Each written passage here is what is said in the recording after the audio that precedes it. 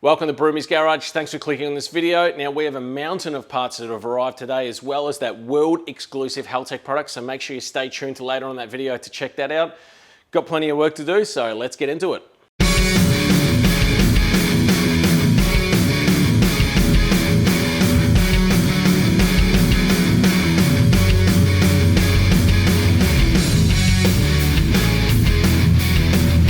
But there's no shortage of work to do on this thing at the moment. One of the things I really want to do now is cut that wheel tub out. So we've got to get that thing done and sorted so I can start working on the rear intercooler setup, as well as the fuel system that's going to go on the back too. So I think we're just going to hit it, and let's get into it and get that out of here now.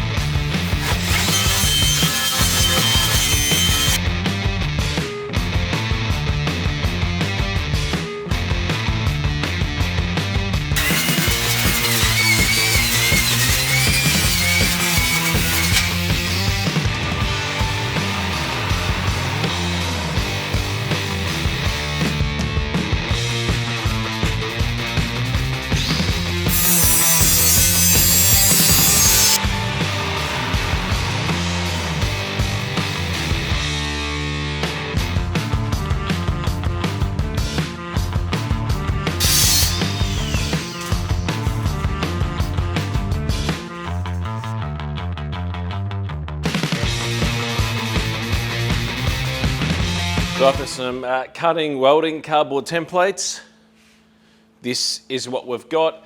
Now the best part about the flat floor is I'll still have a proper boot. I'm not going to put a giant fuel cell in here and lose the fact that this is a boot, and boots or trunks are meant for carrying stuff. So I'll still have all this area here to, for storage, for whatever I want to put in there. Fuel tank and these things sit up the back there, so that's great. And now underneath this is where I'll be placing that radiator, and you can see there Davies Craig water pump on it, and also the surge tank should fit in there too, the Raceworks surge tank. So on that I had a massive delivery of parts, planning for sort of a Christmas break, so I've got a lot of stuff to do over Christmas, keep me occupied with that. So let's take a bit of a run through exactly what I've got, because my bank account says I bought a lot of stuff.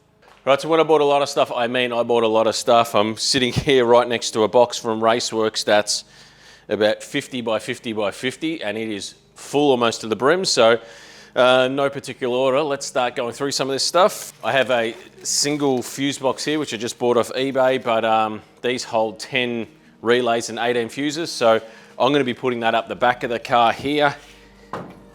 Just makes it easier to split the sort of fuse boxes from front to rear, seeing as there's going to be a lot of electrical stuff in the rear rather than having big runs of wires and that. So this is a sheet, as you can see, reflective sheet. So Raceworks sell this, and this would be great for things like the tunnel and that on the inside of the tunnel, just to make sure that there's no heat being reflected into the cabin.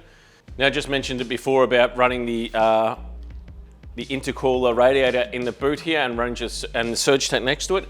This is the surge tank. It is from Raceworks as well. And as you can see, it's going to mount there, and there'll be 2 fuel pumps there as well. And yeah, that'll be our surge tank for the setup. Nice little priority feed sort of setup there. So that'll sit up the back as well. Now, that surge tank's going to be feeding 2 fuel pumps. They are from Raceworks as well. And I'll have one running all the time and another one turning on.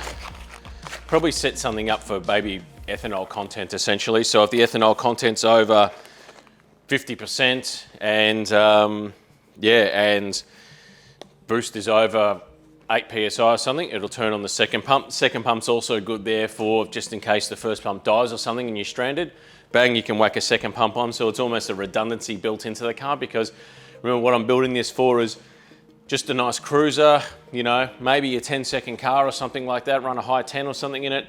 But also I'd like to do some kind of drag and drive stuff at some point as well too. So having a secondary redundant fuel pump built into the system would be very, very helpful. Right, so when you've got an ECU, you need sensors and stuff too. So I'll be using some of the factory Ford sensors or whatever, but would have seen these on the RX-7. These are sort of the DTM plug style temperature and air sensors, so also from Raceworks. With the radiators, I'm gonna have to do some pretty customized stuff in terms of the front and rear ones. So we have these, which are large style radiator weld-ons, so that will make the job super easy. It's always nice, instead of cutting and shutting stuff, to work with new clean stuff. Right, in terms of the intercooler setup, I said I was gonna maybe cut and shut some stuff and try and blend in that 3.5 into a 3, but Raceworks actually sell this cone, get it the right way around, there you go. That's a reducer cone, which means I can cut that and it'll be the right shape, the right diameter that I need without having to be really ugly about it. Got a really tight radius mandrel there as well, and some silicon hose for the inlet to the throttle body. Killer. Right, so looking at the engine bay and the fueling requirements here, I'm gonna run with the factory fuel rail. It looks pretty neat, and I don't need to run heaps of other hoses and fittings in that, but I've got these 1000cc injectors right here that'll do the job, and this is a bolt-on regulator from TurboSmart, so these are rated up to 800 or something horsepower, which is more than enough for this car. Now, to get the fuel into that surge tank, I was thinking of even just gravity feeding it, because it's going to be underneath, but just for reliability and simplicity and making sure it will actually pressurize the system and return it back to the actual fuel tank, I have a filter from Raceworks and then one of these TI Automotive Pierburg sort of lift pumps, which will take the fuel from the factory fuel tank and send it to our surge tank under the car. Okay, almost at the pointy end of where we can reveal the all new exclusive Haltech setup that we will be running. But first, we also have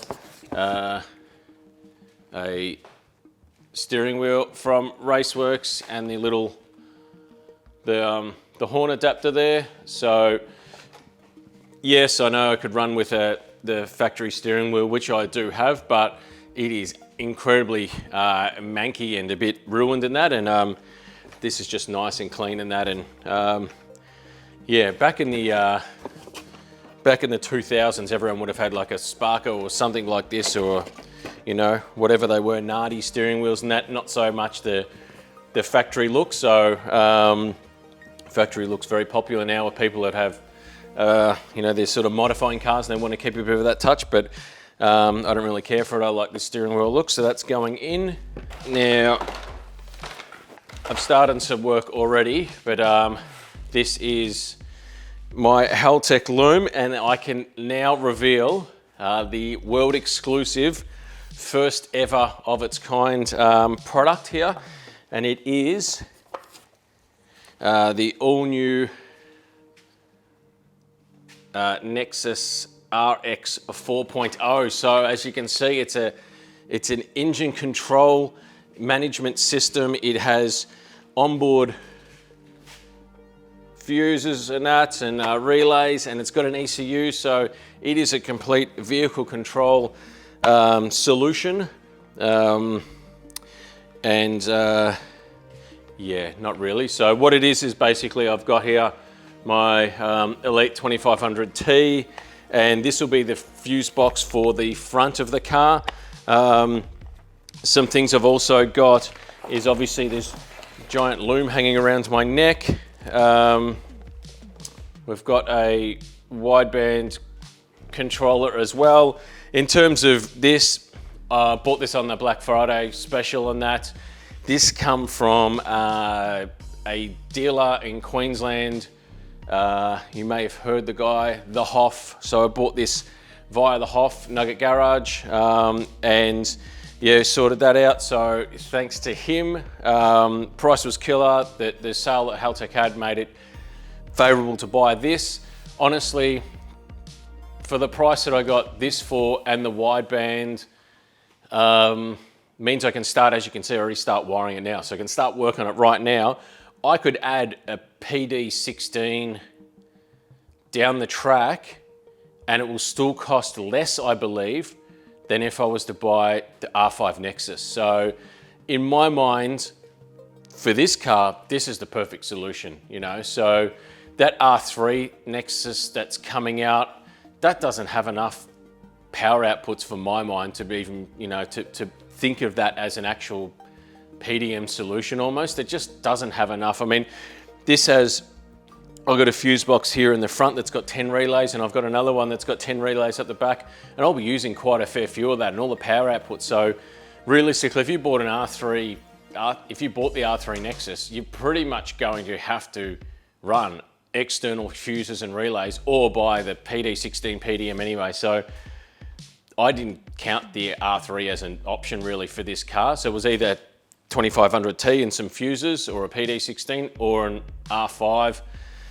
And this suits my budget right now. So in terms of other stuff, I know everyone, these days you don't run normal mechanical gauges and that, they're definitely long gone and that. I still do have a dash from my early days. So again, theme of this is to recycle as much as possible. So if anyone knows what ECU was in the Mazda 626, the original, the Project Redline, had a dash unit in that, so that might give you an idea of what dash I've got planned for this thing. And it's just in the means of, keeping costs down. Again, when you're not sponsored by stuff and you're having to funnel money into this car right here, as well as this car right here and that, stuff gets a bit, stuff gets a bit tight. So got to save money where I can. So old existing dash that I've got will do the job. I think that'll be fine. But yeah, that's pretty much where I'm at with this project now. So I think this is in.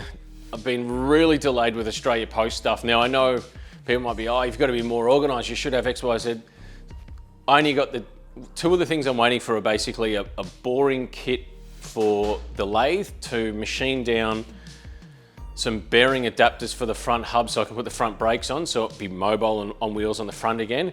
And also larger U-bolts for the 3-inch axle for the Hilux. Now, there's sort of two things that come about that I didn't know about till I knew about, sort of thing. So, but yeah, those parts have taken significantly longer to arrive than I would have hoped. So once they're here, I'll be able to do the Castle shuffle and get the RX-7 and move it to the front and get the RX-4 to the back, so I can work on that. And what'll happen now is RX-7 will sit up the front here for a while. Unfortunately, let the smoke out of the starter.